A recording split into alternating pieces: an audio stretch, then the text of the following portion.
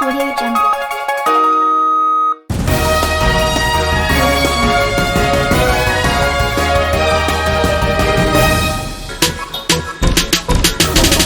Corona ভাইৰাসৰ ভয়ংকৰ তথ্য আপোনালোকৰ ওচৰলৈ লৈ আহিছো। আপোনালোকক জনাই দিও কৰোনাই ভয়ংকৰ ৰূপ ধাৰণ কৰিছে অসমৰ লগতে সমগ্ৰ ভাৰততে।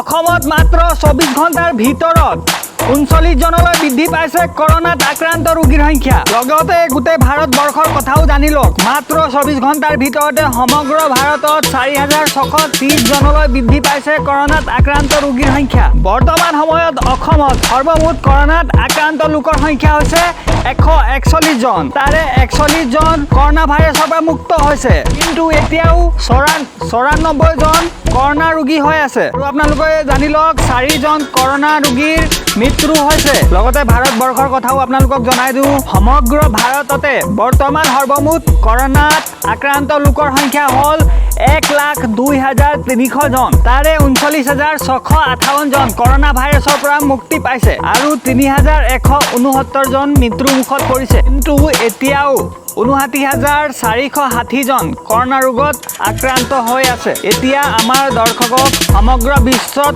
আক্ৰান্ত লোকৰ তথ্যও জনাই দিওঁ। সমগ্ৰ বিশ্বত বৰ্তমান 50 লাখতকৈ অধিক জন লোক কৰোনাত আক্ৰান্ত হৈছে। তাৰে 19,28,000 জন ব্যক্তিয়ে এই কৰোনা ভাইৰাছৰ পৰা মুক্তি পাইছে। কিন্তু দুখ লগা যে বৰ্তমানলৈ 3,20,000 জন লোকৰ মৃত্যু হৈছে। আৰু লগতে আপোনালোকক জনাই দিওঁ 26,80,000 জন লোক এতিয়াও বেমাৰত আক্ৰান্ত হৈ আছে। তো বন্ধু, এনে ধৰণৰ ভাল লগা নিউজবোৰ পাই থাকিবলৈ এতিয়া চেনেলটোক ছাবস্ক্ৰাইব কৰি লওক, লগতে কাষতে থকা বেল আইকনটো প্ৰেছ কৰি লওক। ধন্যবাদ।